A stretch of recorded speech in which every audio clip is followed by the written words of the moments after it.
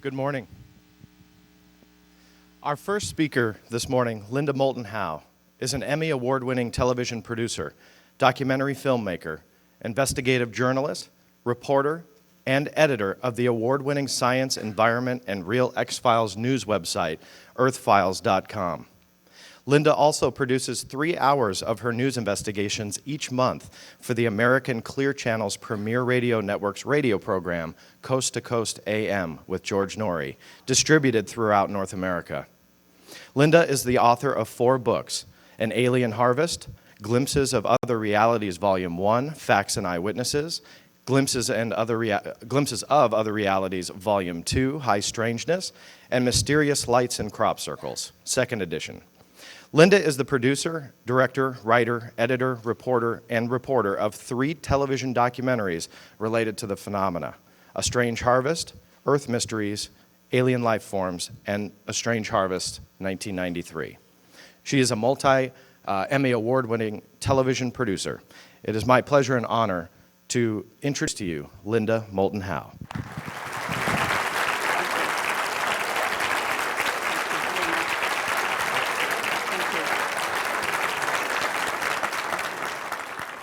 They've added a box. The highest view I've ever had from an audience. Well, first of all, I've known Jan Harzan for so long, and he is such a wonderful manager, first in IBM and the work he's done in MUFON. And I want to thank Jan Harzan and Clifford Cliff, Bob and Linda Wood, longtime friends, and the many, many discussions that we have had in and out of MUFON conferences, and all of the colleagues who have helped to produce this 2011 MUFON conference. And I hope for this world and for the opening of truth that there are 100 more MUFON conferences into the future, and I raise a clap to them.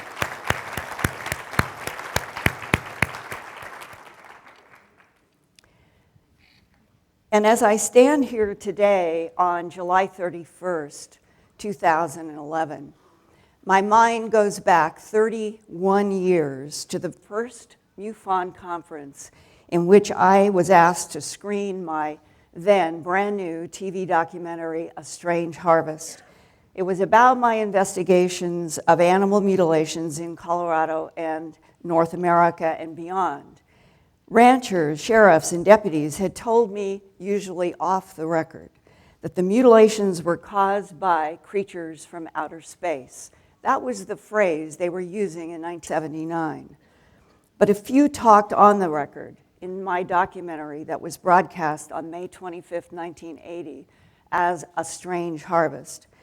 And since I now think that unmanned drones and self-activating machines were involved then and in this current age, I thought that I would start today with brief excerpts from my original documentary that show the high strangeness of the excisions and a Wyoming rancher's description of a very large disc that he saw through his hunting scope one night. And that rancher had lost cattle in mutilations and later saw the disc hover over a distant ridge where he could hear a bellowing cow. The cow disappeared and left behind a crying newborn calf.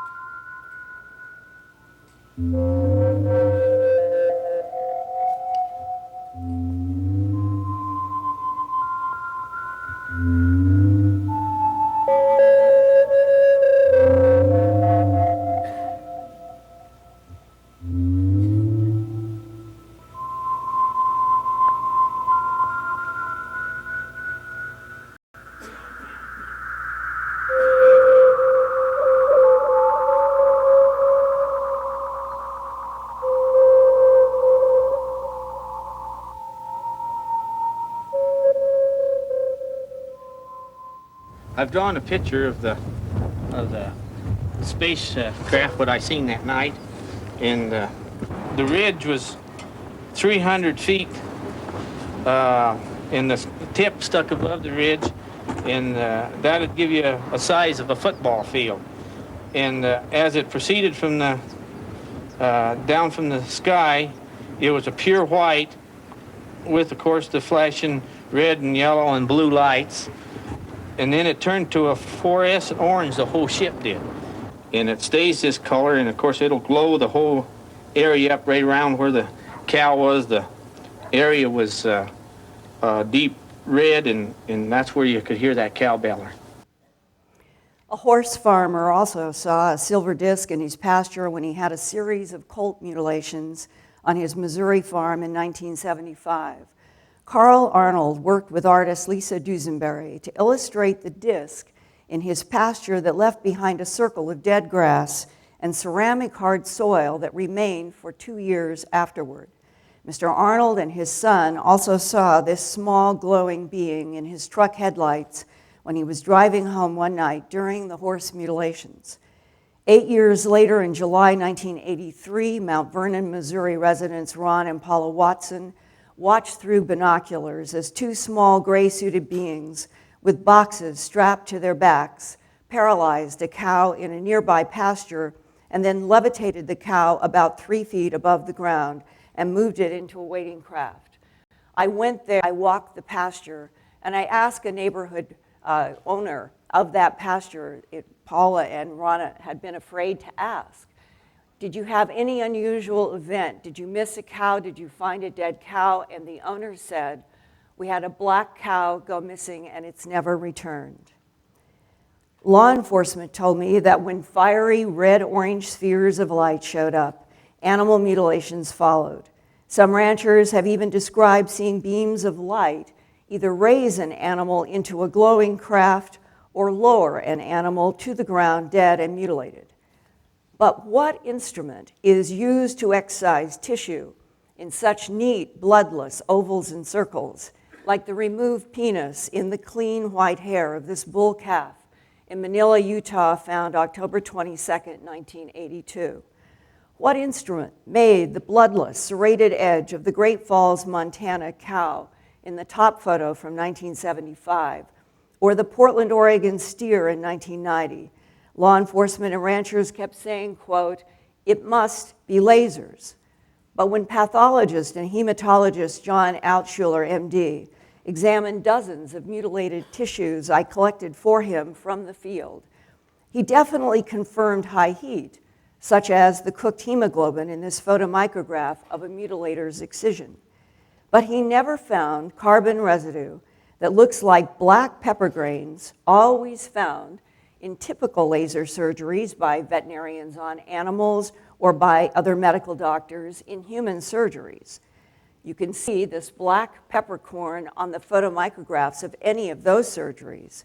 But when I looked through one of the double microscopes that Dr. Altshuler had in his lab, and I could see the comparison with the gynecology black carbon laser surgery on the right, and on the left was one of the excisions that I had submitted, there were no black pepper grains of any kind, and you cannot burn earth animal tissue with a normal laser without leaving this carbon residue.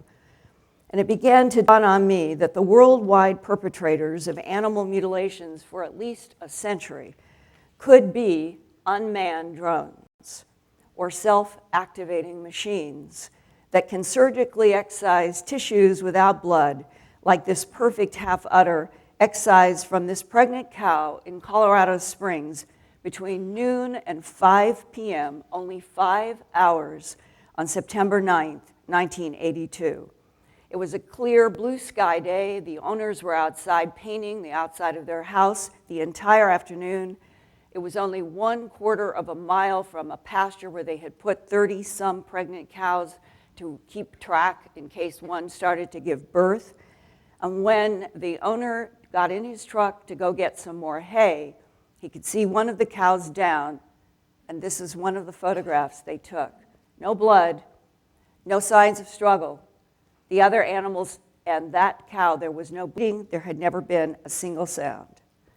Here is another pregnant cow that had the typical bloodless keyhole excision of jaw tissue and tongue in Maple Valley, Washington on July 17, 1989. Her udder and rectal tissues were also excised.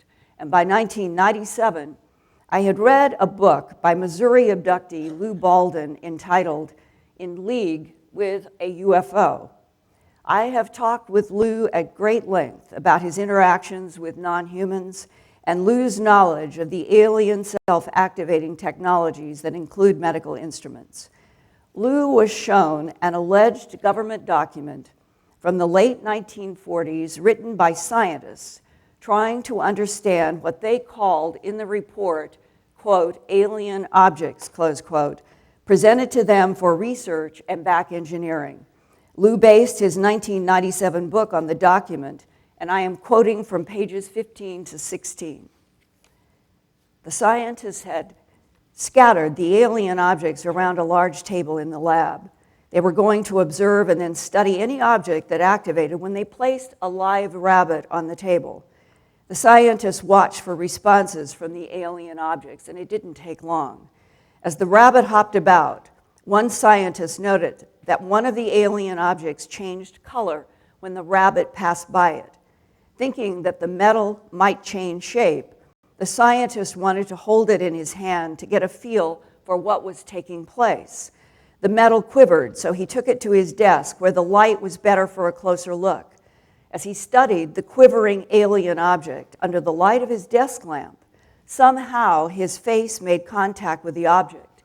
That's when the thing became animated and instantly scooped out his eyeball. The doctors who examined the injured scientist were baffled by the precision with which the eye was removed. No doctors or technique that they knew could perform that kind of an operation. The alien instrument, on its own, a self-activating machine, completed a complex procedure in a split second. It cauterized all the blood vessels without damaging the eye socket or the eyeball. Everyone present knew that this was beyond magic. It was outright scary.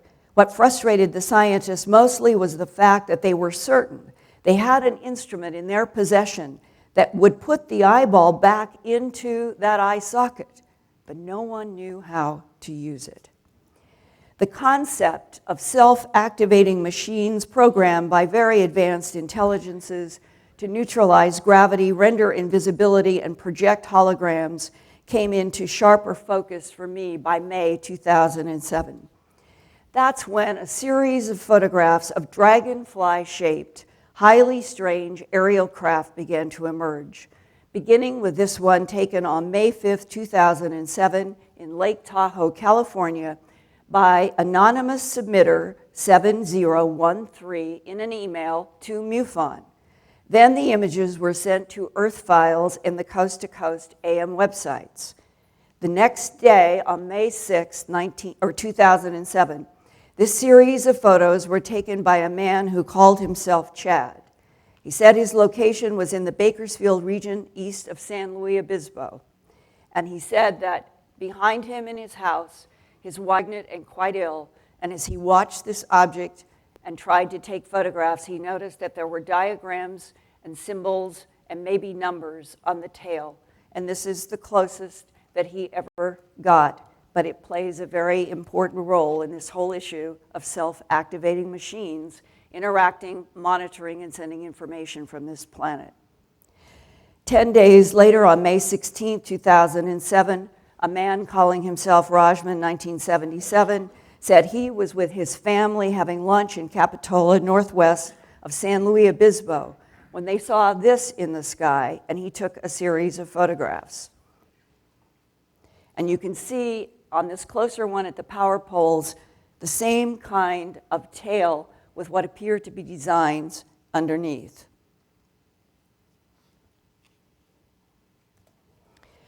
Now, the red circles on this map, they are marking. Here was Lake Tahoe. This is the first one. Then you come down to Yosemite National Park, Kings Canyon National Park, Sequoia National Park, the Bakersfield region, Capitola, north of Monterey, and the Big Basin Redwood State Park near Saratoga.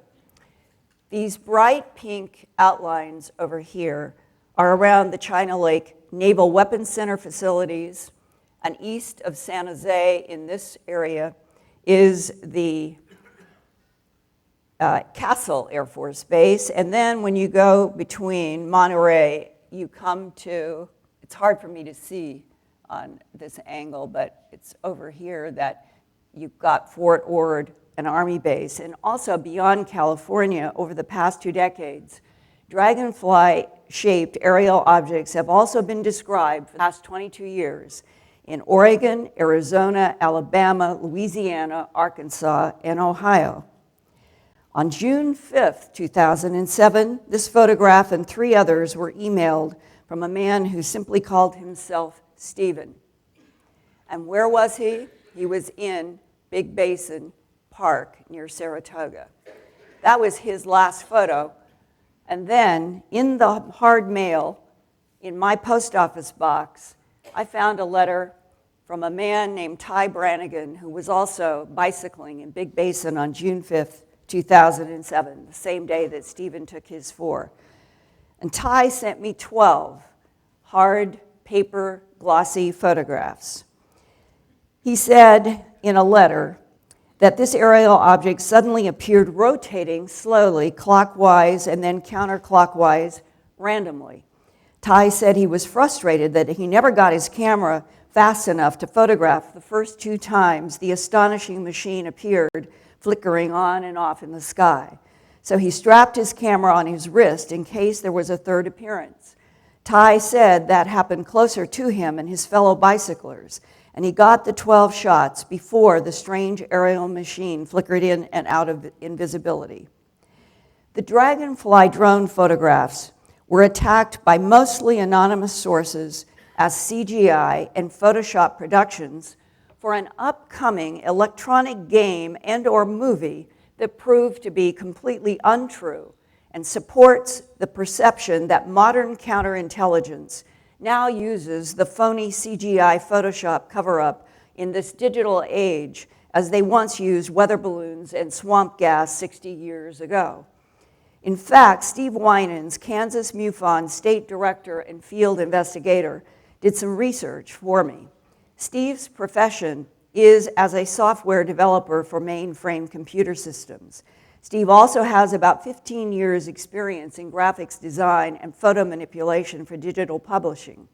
He sent me a 14-page analysis of the color fringing and other issues in digital manipulation of images versus raw original camera images. Now, color fringing is a type of distortion in which there is a failure of a lens to focus all colors to the same convergence point. It occurs because lenses have a different refractive index for different wavelengths of light. And Steve looked at the Chad photos and the Big Basin photos and sent this saying, the purple color fringing that is present in almost all of the images of the Dragonfly drones that people have submitted to earthfiles.com, including the 12 prints from Ty Brannigan, mailed to Linda Howe, is a strong indication that these images were produced by a camera and not by Photoshop or CGI. And I'll go back just to point out, on the screen, all of this blue-purple in the back is the color fringing that has to do with the different focal planes and lens diffraction. In the front, you can see that the focal plane is where you have green. When you go to the Dragonfly drone, you can see here was the front focal plane, back here where these wires extend high up into the air. This is where you get this really deep purple distortion. You get it over here. There is depth in this photo, and Steve Winans concluded that the simplest explanation is that all of these images that I have analyzed are of an actual but unknown object in the sky. I and others were intrigued by the circle diagrams and symbols that we could see on these boxes on the Big Basin. And we also knew that we were seeing similar diagrams and possibly numbers and configurations on the tails in the Chad and the Rajman photos. And when we began to start going into a close-up like this. This is about as good as I could do on the wide shot and going down to a close-up. We realized that these symbols might have some relationship to what these things might be, and that on the Chad tail, we knew that there were similar comparisons, which I'm going to go into in more depth. But here's what a Pennsylvania truck driver sent me in an email on Sunday evening, June 17th. He had flipped the Chad tail over. He was studying it at Earth Files and decided that maybe he could see what was on this tail more clearly if he turned it in this direction. And he sent me this email saying that he could make out what he determined was plus X space YX7 plus. And then when he Googled that configuration, this is what came up. Took him to this website. PDS stands for Planetary Data System. And down here you can see that's highlighted in yellow that we are starbase.jpl.nasa.gov. When I Googled plus X space YX7 plus, I found another PDS file that I've highlighted with yellow. Mission name, Deep Space Program, Science Experiment. Spacecraft name, Clementine 1. Producer, institution name, Naval Research Laboratory. And then if you Google Deep Space Program Science Experiment, there is information about the Clementine 1 lunar mapping mission by the Naval Research Laboratory. Clementine 1 launched on January 25, 1994 from Vandenberg Air Force Base in California as a joint ballistic missiles defense organization and NASA effort to test lightweight sensors and electronics for and civilian uses. Clementine was supposed to visit and photograph an asteroid called Geographus, a Greek name. But the mission ended when NASA JPL said that power suddenly dropped so low that telemetry from Clementine was no longer intelligible. When you Google starbase.jpl.nasa.gov, you are taken to a long index of Clementine files. There, if you follow up on another URL, you are taken to lunar images. I did this, but I was not able to download them to my desktop. Is there a connection between the Dragonfly drones and the 1994 Clementine 1 or other lunar missions? Was Clementine 1 looking for structures on the moon like those shown yesterday by Rich Dolan, who let me borrow these for today's presentation? And these were in a book that was copyrighted 1976 entitled Somebody Else is on the Moon. And this was by George Leonard. People were asking these questions in 1976, so I assumed that by 1994 with Clementine 1, there had to be some very specific DoD Pentagon reason for why they wanted Clementine 1 to have a mission of photographing every square inch of the moon in the back. And I talked with geologist Shoemaker when all of those comet pieces slammed into Jupiter. I was in Baltimore at the Hubble Space Telescope Institute on that day, and they broke out champagne when they all had gone into Jupiter, and it was a big news event. And Dr. Shoemaker was there, and I asked him about Clementine 1 because he was the head of the photographic mission. And he had been so articulate, and he was so forthcoming. And then when I just asked what seemed to me the logical question, "Sir, what about the photographs on the back of the moon? I understand Clementine has photographed every square inch of the back of the moon and the poles, but I haven't seen any of those photographs." He just completely shut down. He disengaged and shook my hand and went away.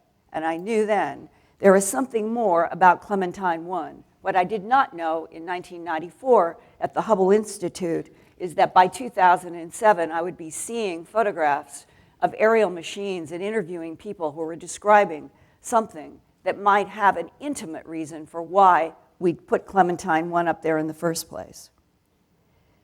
The Dragonfly drone mystery deepened much further on June 26, 2007, when a man describing himself as a scientist and computer software expert who had worked from 1984 to 1987 for a Defense Department-funded laboratory in Palo Alto, California, sent me this long email. Well, actually, the email went first to me, Coast, and then he set up his website, and it says, I am using the alias Isaac and used to work in what was called the CARET, all caps, C-A-R-E-T, the CARET program in the 1980s. During my time there, I worked with a lot of the technology that is clearly at work in the recent drone strange craft sightings, most notably the language and diagrams seen on the underside of each craft. And Isaac explained that he had spent years writing code, designing both analog and digital circuits. And he had helped design software running on supercomputers that could juggle millions, trillions of rules necessary to create a simple, complex diagram. And in his email, he continued, I am releasing what would be called tremendously sensitive information, even by today's standards. Sensitive is not necessarily synonymous with dangerous, which is why my conscience is clear as I offer this material up for the public. My government has its reasons for its continual secrecy, and I sympathize with many of them. But the truth is that I am getting old and I am not interested in meeting my maker one day with any more baggage than necessary. Furthermore, I put a little more faith in humanity than my former bosses do, and I think that a release of at least some of this information could help a lot more than it could hurt, especially in today's world. I would estimate that with the information contained in this letter, I could be narrowed down to one of maybe 30 to 50 people at best, so I feel reasonably secure.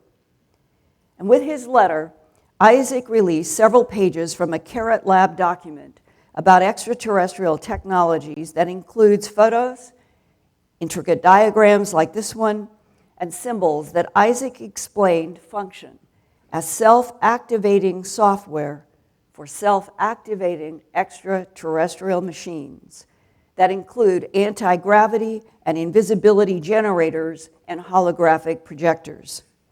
Isaac also wrote in his email with the CARET document, quote, I'm very familiar with the language on their undersides, meaning the dragonflies, drones, seen clearly in the photographs by Chad and Rajman and in another form in the Big Basin photos. One question I can answer for sure is why they are suddenly here. These craft have probably existed in their current form for decades, and I can say for sure that the technology behind them has existed for decades before that. The language, in fact, was the subject of my work in years past. The reason that they are suddenly visible, however, is another matter entirely. These craft, assuming they're anything like the hardware I worked with in the 1980s, and assuming they're better, in fact, are equipped with technology that enables invisibility. That invisibility can be controlled both on board the craft and remotely. However, what's important in this case is that this invisibility can also be disrupted by other technology. Think of it like radar jamming. I would bet my life savings, since I know this has happened before, that these craft are becoming visible and then returning to invisibility arbitrarily, probably unintentionally, and undoubtedly for only short periods. And this is due to the activity of a kind of disrupting technology set off elsewhere, but nearby. Think of China Lake, think of the various bases in that central part of California where all of these sightings occurred in May to June of 2007. It's especially likely because of the way the witness described one of the appearances being only a momentary flicker, which is consistent with the unintentional intermittent triggering of such a device. And to just underscore what Isaac is trying to describe, imagine if you could walk outside with equipment that would allow you to see everything in all frequencies in the skies of the earth. And you might be shocked to laying on the ground if you were seeing dragonfly drones that are normally invisible. Now here I've taken one of the black and white extraterrestrial diagrams that Isaac sent, and I've made red lines from some of the symbols to a few matching symbols on the underside of the drone tail photograph. And it's hard for me, but I think I'm on this one is where I could match it 2 places. And down here, see, this is really a difficult, here, this is what the Pennsylvania truck driver thought was a 7. It's clearly not a 7. Here is this symbol, and this is what he thought was in that original. But it got us into Google, and it got us to the Starbase JPL, and it got us to Clementine 1, interpreting it as a 7. And the other thing, as I go through, I'll show you a few more of these comparisons. I want you to start thinking. These are the self-activating software diagrams that are used to put on the surfaces of craft and structures the same exact symbols that will then, when a field is generated, act as self-activating software that never needs any hardware. This is the importance of looking at the caret symbol, this tail that Chad photographed in California, where we can find at least some matching symbols. And here is another one of the intricate self-activating software diagrams. And another just to give you a feel. They're extremely complex. So what is CARET, CARET? Here's the front page of the lab report. CARET stands for Commercial Applications Research for Extraterrestrial Technology, Q4 86 Research Report, December 1986, Palo Alto, California, a blacked out line and PACL staff. Then there is a symbol of a circle around the top of a triangle with the initials PACL inside. PACL is Palo Alto CARET Laboratory, and the bottom line is blacked out. The first paragraph of the CARET document begins as an overview. This is a complex document, so I'm only going to read highlighted excerpts beginning with the first paragraph entitled Overview, where the goal of this research has been achieving a greater understanding of extraterrestrial technology within the context of commercial applications and civilian use. For those who saw Richard Dolan's presentation yesterday morning, he was stressing the importance that our government made in getting any of the extraterrestrial technologies out into private and corporate concerns. It takes the issue of responsibility to the taxpayer off the back of the government. It then puts the pressure into private industry to back engineer, patent these designs, and keep extraterrestrial technology back engineering out of the hands of our perceived enemies. The process of converting raw artifacts of extraterrestrial origin to usable, fully documented human technology is termed extraction. Isaac wrote about the awkwardness with which the CARET lab scientists were treated by their Pentagon military overseers.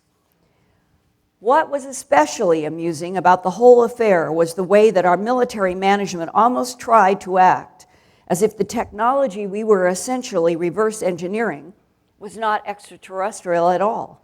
Aside from the word extraterrestrial itself, we rarely heard any other terms like alien or UFO or outer space or anything.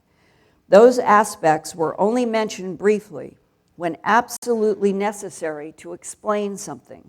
In many cases, it was necessary to differentiate between the different extraterrestrial races and their respective technologies. And our military handlers didn't even use the word races. The extraterrestrials, plural, were referred to simply as different sources. Just the very fact that a group of some 200 scientists working inside of military, surrounding them with guns every day, of every hour, of every minute, in a laboratory in Palo Alto, and that they were dealing with retrieved extraterrestrial artifacts so defined and so labeled of not just one source, but apparently several sources. Isaac also said that he and his 200 science and engineering colleagues were civilians who, quote, were never far from the barrel of a machine gun, even inside the Carrot labs themselves, where probably the biggest secret in the world were in a bunch of parts spread out on laboratory tables in the middle of that Palo Alto lab. And now back to the Carrot Q486 research report. At the time of this writing, a fully successful extraction has not yet been achieved, although numerous threads of research are showing promise. Q486 focused on 4 key subjects, all of which were based on artifacts of extraterrestrial origin obtained from crash site recovery operations conducted during the last 2 decades, from 1966 to 1986, within the continental United States. I hope MUFON people will try to research more of this. 1966 to 1986, where there might be evidence that we haven't seen before of several crash retrievals in that 20-year period. The subjects are personal anti-gravity generator, so named for its small portable size, 3-dimensional image recorder projector, this is for holographs, a complex system of symbols and geometric constructs capable of both defining the functionality of certain artifacts as well as manipulating their behavior, crudely analogous to a computer programming language, but without the need for a compilation or interpretation phase. Blackout, research subject, personal anti-gravity. Anti-gravity technologies are among the most ubiquitous recovered from extraterrestrial craft. While anti-gravity is most commonly associated with propulsion, the principles underlying the technology extend into a far broader domain. Indeed, virtually all aspects of most extraterrestrial craft seem to incorporate this in some way. A prominent example is the seemingly impenetrable field of controllable diameter and attenuation surrounding the craft that protects it from weather conditions and the surrounding environment, as well as debris, and surprisingly protects it from ballistic weaponry. And for those of you who have been familiar with the February 1942 Los Angeles artillery that we sent up against a diamond-shaped glowing object, none of that thousands of rounds of artillery ever seemed to have any impact on it. Perhaps most startling is the fact that the very components within a given extraterrestrial craft appear to be held in place in relation to one another exclusively by anti-gravitational means. This is a partial explanation for the commonly noted lack of rivets and adhesives in the construction of these craft. And Lou Baldwin wrote in his 1997 book about his experiences with the government lab document and his own interactions with non-humans aboard a craft, quote, everything about the alien craft was self-activated. The whole spaceship resembles a kind of living metallic animal. It has no visible rivets or screws to hold things together, nor are there any seams. There are no hinges, latches, knobs, rollers, or wheels, only a smooth, even one-piece skin that encompassed the whole craft. And here is a photograph of what is called the A1 anti-gravity generator next to the 2 I-beams that will, quote, immediately fly into anti-gravity positions, close quote, when placed anywhere within a certain radius of the anti-gravity generator during a specific mode of its operation. Now, I made red lines again to show you that on this anti-gravity generator and on this diagram where we found matching pieces with the Chad tail, the Rajman tail, and the Big Basin, here are matching symbols. You can see it better. I can barely see this side of the screen, so I'm not sure where. I think here is here and here. So again, think that on the right is a diagram, a highly complex diagram produced by extraterrestrials. The diagrams relate to the creation of self-activating software for self-activating machines in which the only thing that is necessary is to have the symbols that carry volumes of information in them on the surfaces of the self-activating machines and even on structures. Here's another example from the other side. And in looking to match these symbols, I found something that was very interesting to me because I took tracing paper, excuse me, I took tracing paper to make sure that I was being accurate. And when you would put tracing paper over these symbols, and then you would think that you were matching to a symbol, you would find that the symbol you thought was just slightly off or had a tiny dot or a little tiny line. And you began to realize that this is so complex that the differences are huge. And when you find matches, they are exactly what is over here, but this is extremely difficult to even copy. The curved I-beams, A2 and A3, are primarily differentiated by their lengths, which are 7.2 inches and 9.1 inches respectively. Despite the differences in their lengths, both of these artifacts weighed almost identically the same, 2.6 ounces. While initial experimentation indicated that the I-beam artifacts were composed of a consistent, solid material, experiments on A1's component modes suggest that the I-beams are more internally complex, somehow containing information that describes their position and their orientation in relationship to A1 when the anti-gravity component mode is in effect. In another place, Isaac said that all of these extraterrestrial artifacts in the beginning was like picking up just a load of glass. Solid, no moving parts, dense. And the idea of dark glass comes up in many, many cases in what we are talking about, extraterrestrial artifacts that have no moving parts. Again, I've made red lines to show that here is the matching symbol that the Pennsylvania truck driver thought was a 7 on the Chad tail. Here it is on this I-beam. And this symbol in the middle is identical over here on this I-beam.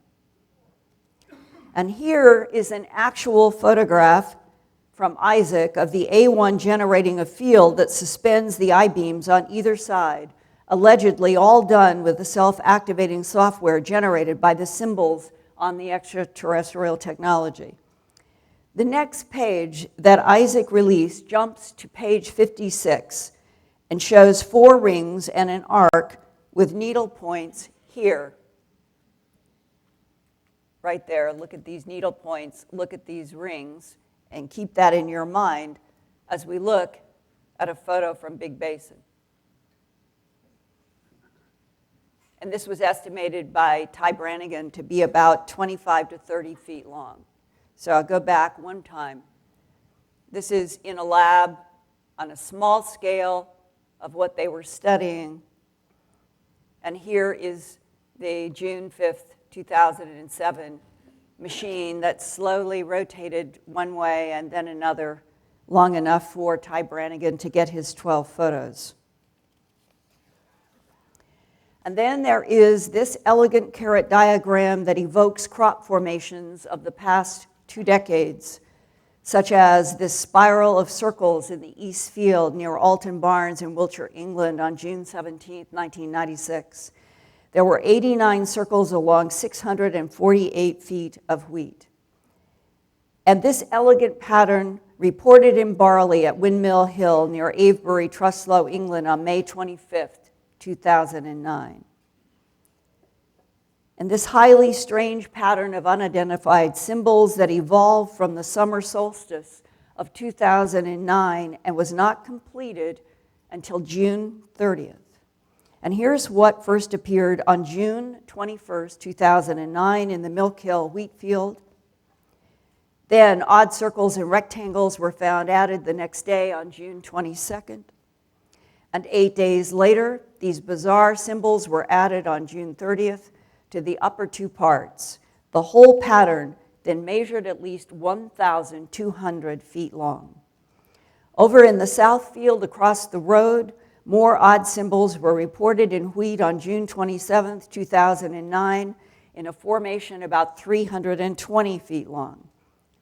And then there is this extraordinary 300-foot diameter pattern discovered in a barley field at Barbary Castle in Wiltshire, England on June 1st, 2008.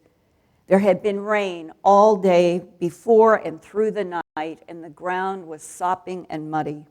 UK crop formation investigator Charles Mallett told me he walked about 200 meters to reach this pattern, and he had 3 to 4 inches of mud underneath his boots. The mud went up all the boots onto his jeans. He had mud up to his waist. But when he reached the exterior of this intricate pattern, quote, "It was perfectly clean, no mud anywhere. No one had walked anywhere around or in that fragile young barley." Now, a retired astrophysicist from the University of Arizona was studying this photograph at my earthfiles.com website when he realized with shock that he was looking at a mathematical graphic for pi out to 9 decimal places, 3 point, and you can see it here. Pi is a Greek symbol for the ratio of any circle's circumference to its diameter in Euclidean geometry, which is equal to, and it can be 3.14 into infinity, because pi is what is called an irrational number in which the decimal expansion never ends and does not repeat. It is truly a number of infinity. Mike Reed told me, quote, "In looking at the pattern, the thing that struck me was the little dot right near," I can hardly see. I had no idea I'd have such a problem seeing this. I almost have to think I will, because you need to see this. You know what? I'm going to do this. Okay. Here's the dot. This is what caught his attention right here. And he is an astrophysicist. He has made telescopes his whole life. He thinks in terms of tubes, circumferences, pi. He sees this dot, and it occurred to him to measure right here in front of the dot. Now, that gives him a particular diameter of this arc. So he's the one who superimposed these lines based on this first one. So then he comes back. Now he's got these lines based on this combination. So he starts over here, 1, 2, 3, and there is this 90-degree, what we're calling a ratchet. Here's 3. Here's the dot. Here's the 1.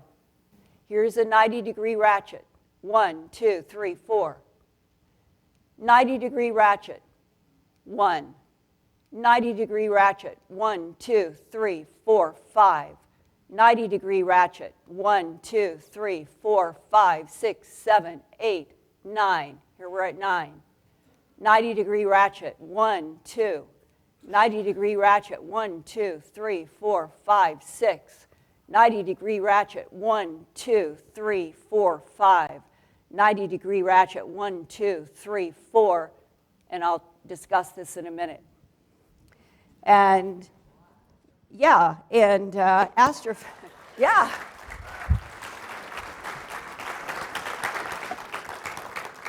And astrophysicist Mike Reed, he called me on the phone, and he said, Linda, in all my years, it would never have occurred to me that you could make a pie on a horizontal surface with arcs and 90-degree ratchets as accurately as this. Now, in terms of why these three circles, many, many people over the last 4 years have puzzled over this, and let me tell you, it's not a clear answer.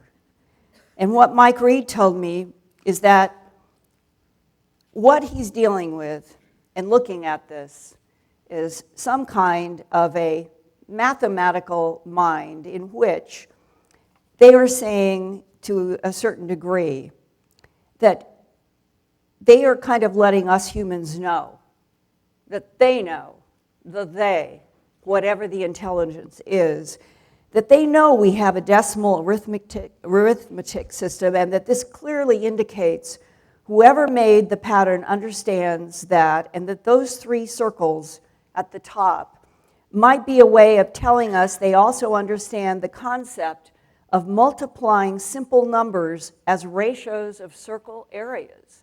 And then Mike Reed made the point that if you look at the big circle and you compare it to the middle circle, it's a 2-to-1 ratio. If you look at the middle circle to the small circle, it's a 3-to-1 ratio. And if you look at the small circle to the large circle, it's a 6-to-1 ratio.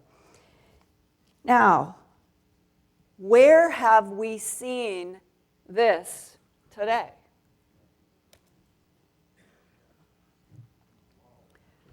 The CARET document. The self-activating software.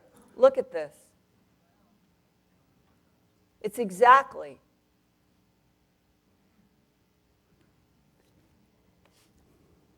And here's what Isaac said.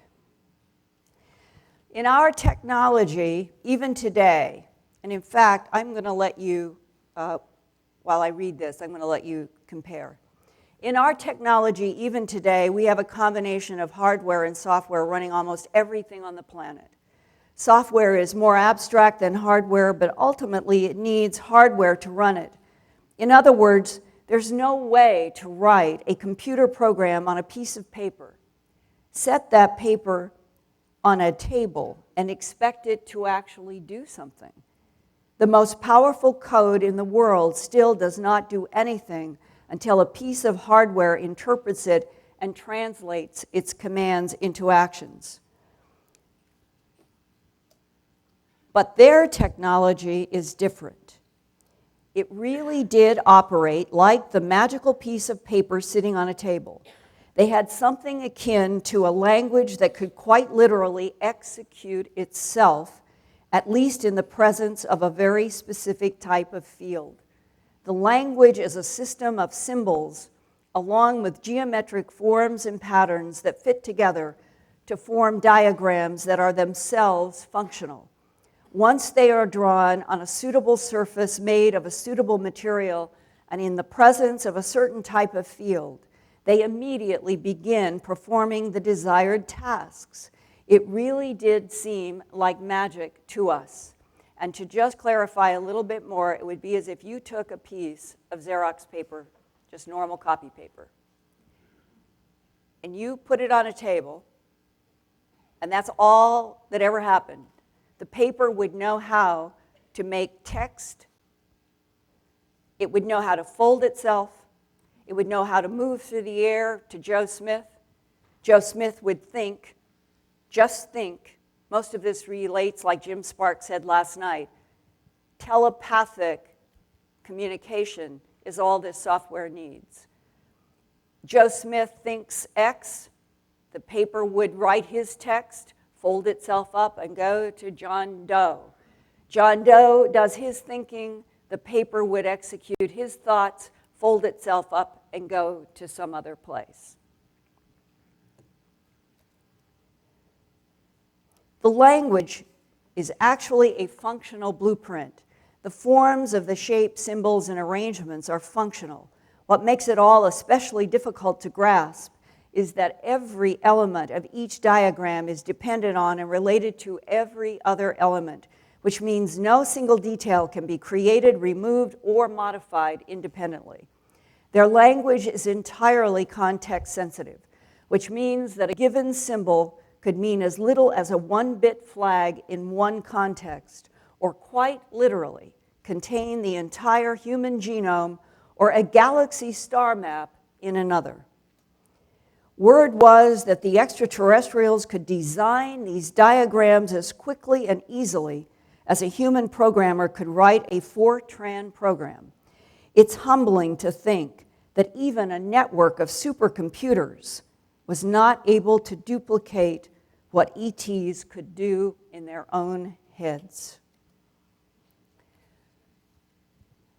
Could crop formations around the world since at least the 1970s have been functioning as self-activating software placed each year in some chronological, geographical relationship like the carrot diagrams in order to do what? Even this July 17th, 1991 wheat pattern at Barbary Castle that emerged 17 years before the pie formation at Barbary Castle, both have the ratchet design. We didn't have a clue back in 1991. There it is. Astronomer and mathematician Gerald Hawkins, author of Stonehenge Decoded, studied this Barbary Castle pattern and concluded it contained 5 geometry theorems not found in any historic or academic texts. Further, Dr. Hawkins wrote to me, quote, "After studying the Barbary Castle and other formations, I find an intellectual profile that is unique and profoundly mathematical." By 1995, German researcher Wolfgang Schindler had made black and white diagrams of all the crop formations he knew about since 1990. He wrote in the spring 1995 edition of the Circular, quote, "Each pictogram contained at least one element that was not there in another pictogram, and other elements changed their positions from pictogram to pictogram." And remember what I told you about my trying to take tracing paper to trace and match between the photographs of the extraterrestrial artifacts and the software, the self-activating software, and that there are these tiny, minute differences. And here, we didn't know anything about the Dragonfly drones or the Carrot document, and yet back in this period of time in 1995, what Wolfgang organized here is beginning to have some kind of pre-resonance to what we have received in 2007 onward in terms of the Carrot diagrams and the extraterrestrial artifacts.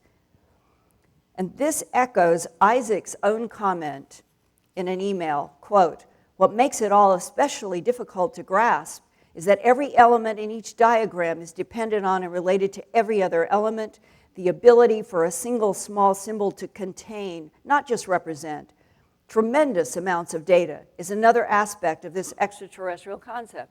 Jim Sparks was taught 19 pages in English text were in one small black half-inch diameter solid circle when he was in this holographic projected world in which they were teaching him symbols and numbers."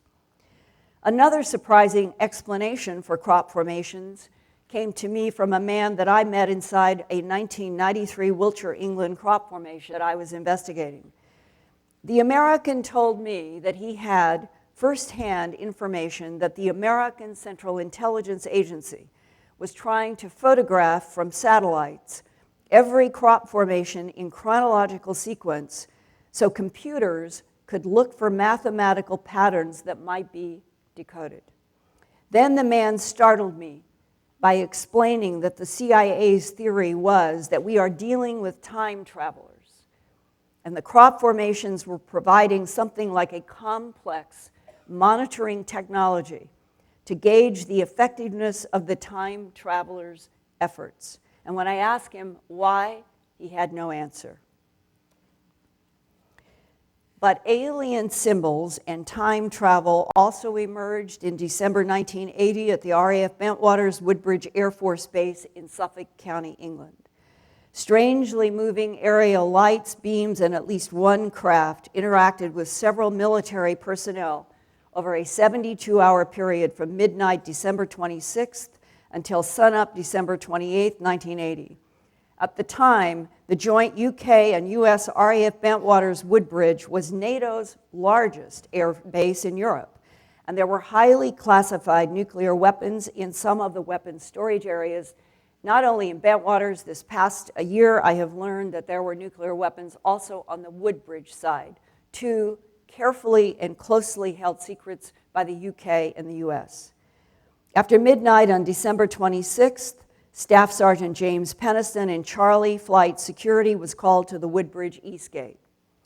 There he met with men who were reporting strange, colorful lights in the Rendlesham Forest that ran along the Woodbridge airfield. After learning from Central Security Control that unidentified aerial objects had been tracked on radar going into Rendlesham Forest, Sergeant Peniston decided he had to go into the civilian forest to find out what was happening.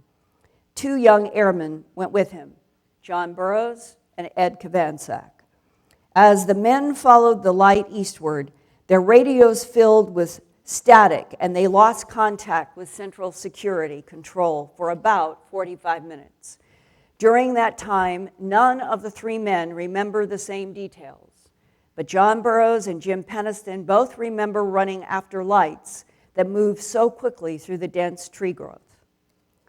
Jim Peniston says that he watched the white light transform into a solid, black, glassy surfaced craft on the forest ground.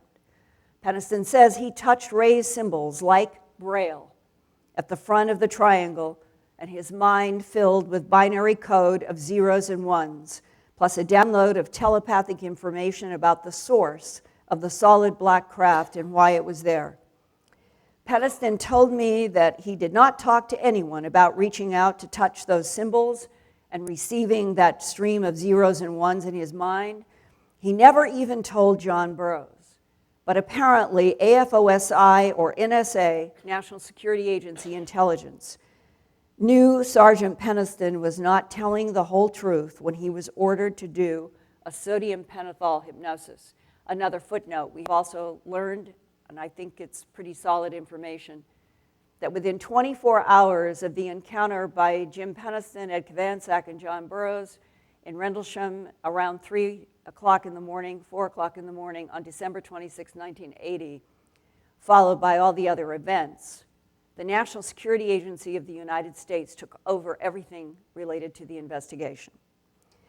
Wanting to know what happened to him during that drug-induced hypnosis session conducted by UK and US intelligence was the main reason Jim Peniston contacted doctor and hypnotherapist Sharon Grossman, who was in Illinois where Jim lived, to see if he could find out more. Jim worried that the military's sodium pentothal hypnosis might have been done to deliberately erase or manipulate part of Peniston's memory. In these next excerpts from his September 10, 1994 hypnosis session with Dr. Grossman, Jim tells the American and British intelligence agents about touching the raised symbols on the craft and getting binary transmission and other information into his mind. And the mission is contact. Do they say contact with what? Us. Purpose, research. For, to help them. To help them with what? Themselves. They are time travelers. They are us. They are us from the future. How far in the future? A long time, a very long time. And later in the hypnosis, he says 40,000 years into the future. What do they need from here? They need something from all interpreters. What do they need? Not sure, but it has to do with chromosomes or something like that. And how do they get it? They take it. From where? from the other people's bodies. Where did they take it from you? They didn't. But you were an interpreter. We only interrupted. They, the time travelers, were interrupted. They are having problems. The program, I understand what they are saying, but they weren't supposed to be there. They are having problems. The odds are against them. You weren't supposed to understand the program? No. By touching these things, the raised symbols on the craft, I activated these symbols, these zeros and ones. You touched the symbols and you set off a program? Yes, the craft was repairing itself. All they wanted was a place to stay while it repaired itself. And by touching the symbols, you disrupted the repair program. I activated a binary code.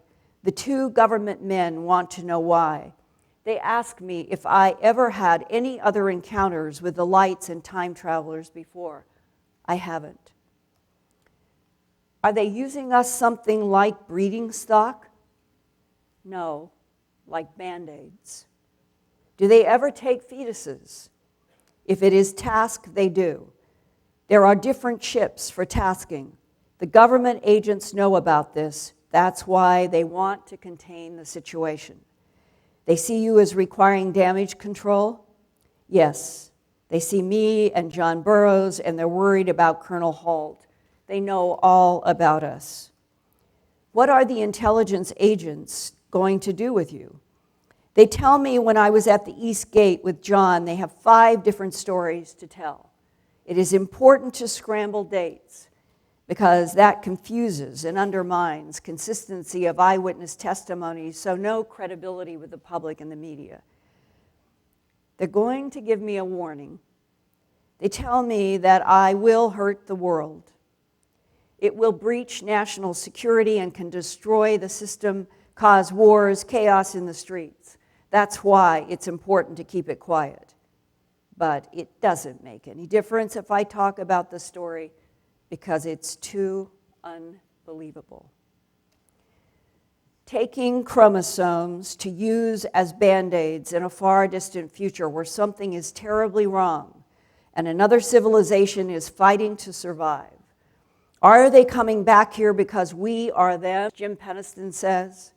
Are they coming back to the 20th and 21st centuries because this was the last time on Earth that healthier DNA was worth harvesting? Is all the genetic material that has been harvested from Earth animals for at least a half century providing a lot of the Band-Aids?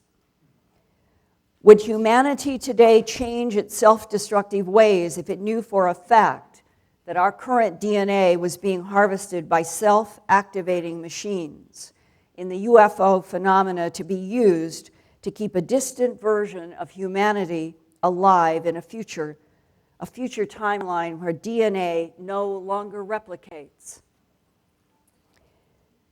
One of the 2007 eyewitnesses of the Dragonfly drone mystery might have some insights to those questions.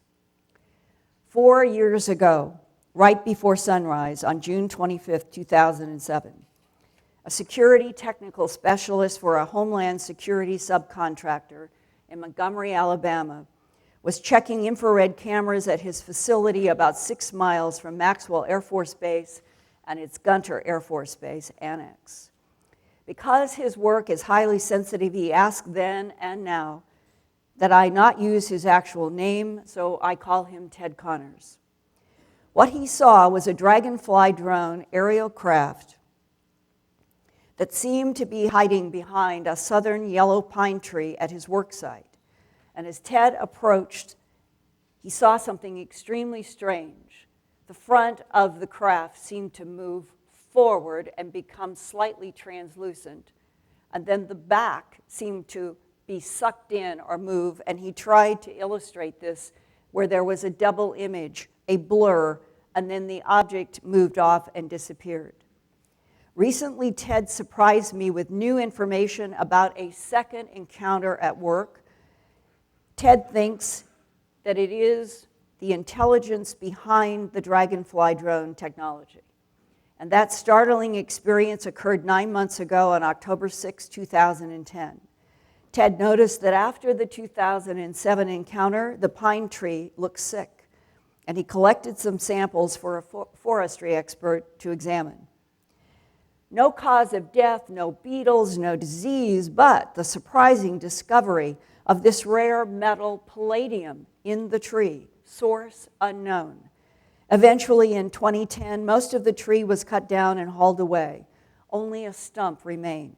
But a friend suggested that if Ted returned to the tree site asking questions, his mind might remember something more, and his waking up at night in a sweat and with the dreams of what had occurred to him, exactly like John Burroughs and Jim Penniston, are haunted to this day and wake up at night in a sweat.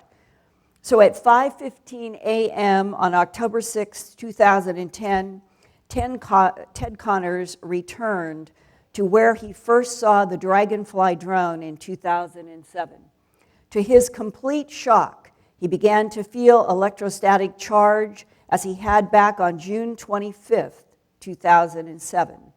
And the hair on his arm stood up, he said, like in a thunderstorm. And then in his mind, there seemed to be what looked like black writing on silver metal plates. That's the best he could describe. And the information faded up from white, down to white, up to white, and down to white. And in the interest of time, I'm only going to highlight a few. The vessel, the Dragonfly drone, is an information probe that enables us to understand your environment.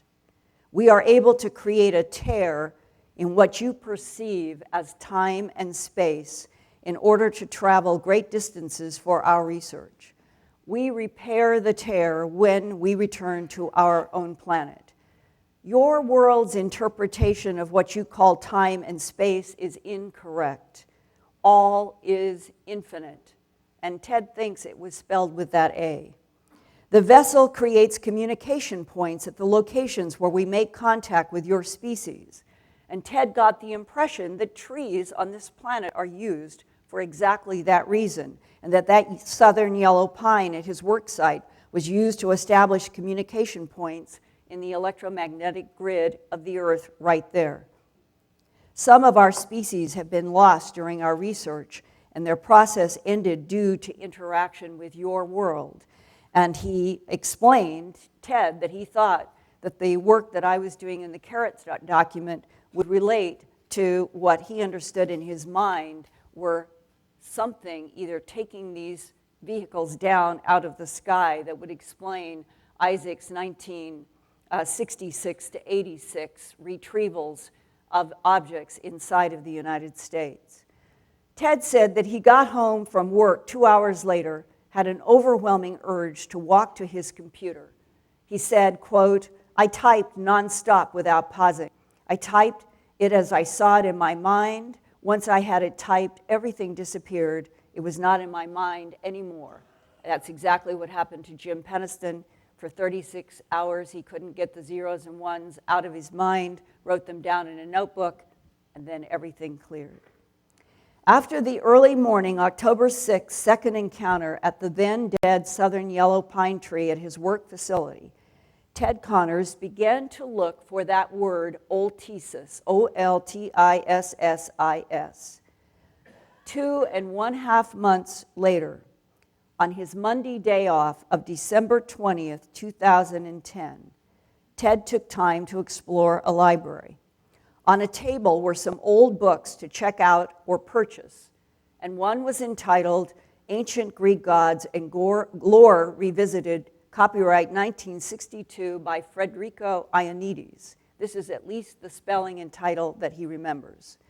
He checked the book out of the library, and in the index, in his car, he found oltissus for 3 references related to pleasure palaces in Greece and the pleasure palaces in China called Xanadu.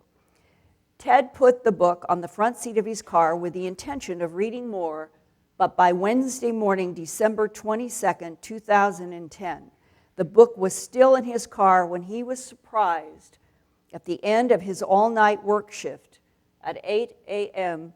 to receive a phone call to report to his boss's office? That morning, I received an urgent call just before I was to get off to report to my superior's office. When I entered my boss's office, there were two gentlemen seated just opposite his desk. My boss introduced them to me as one was with the Department of Homeland Security, the other was with the National Security Agency.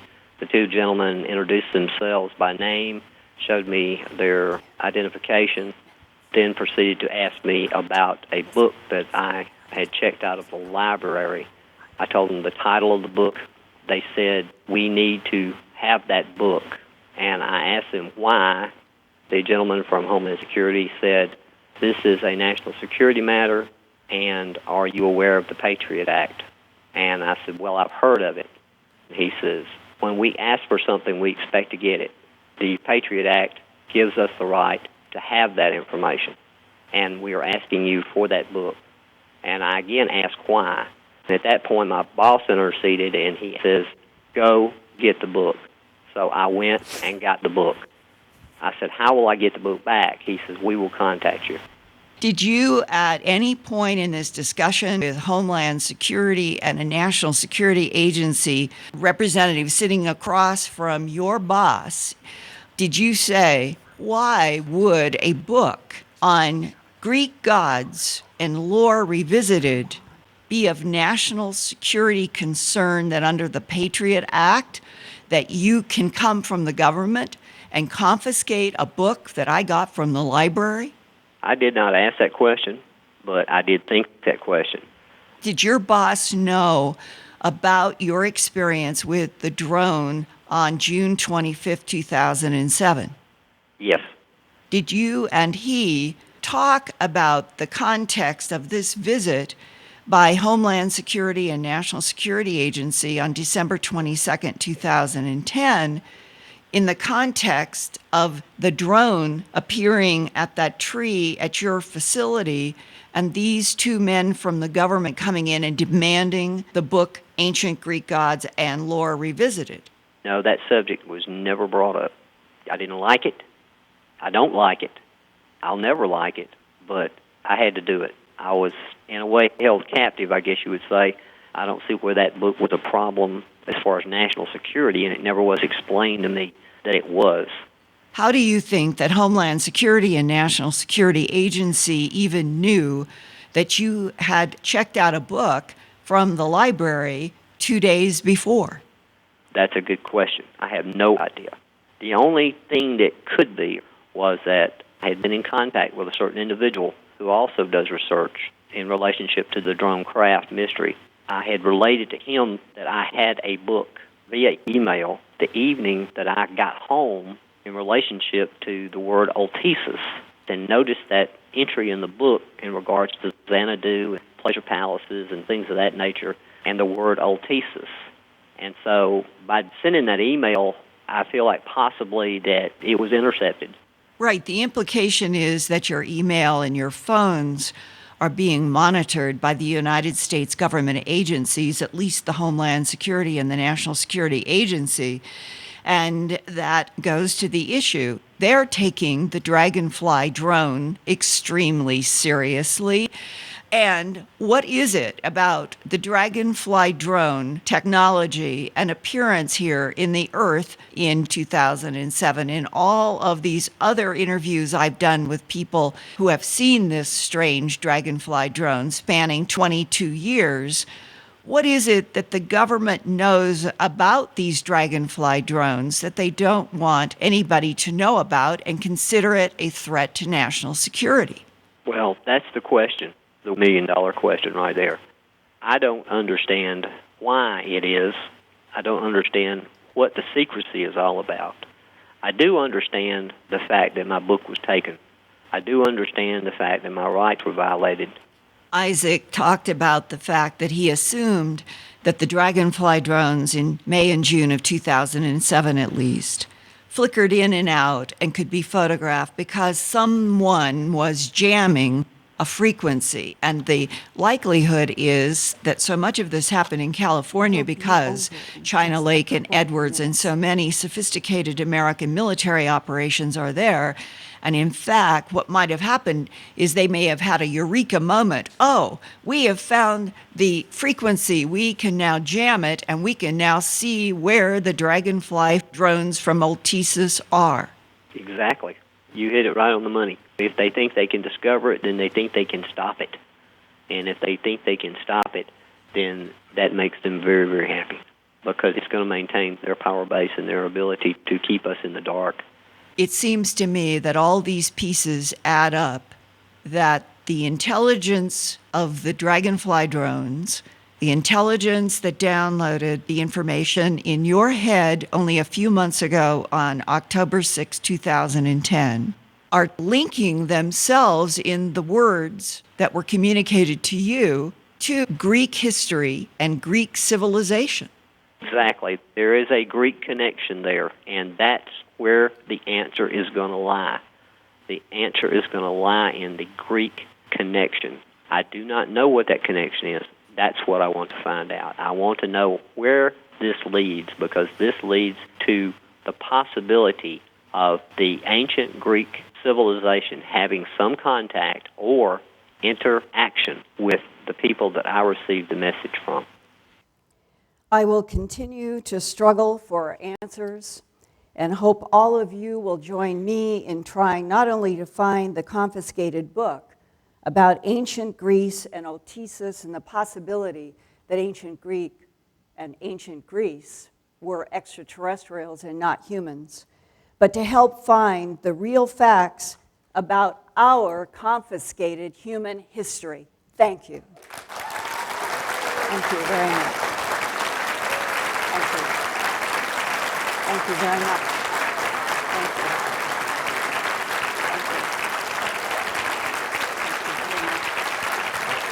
Thank you.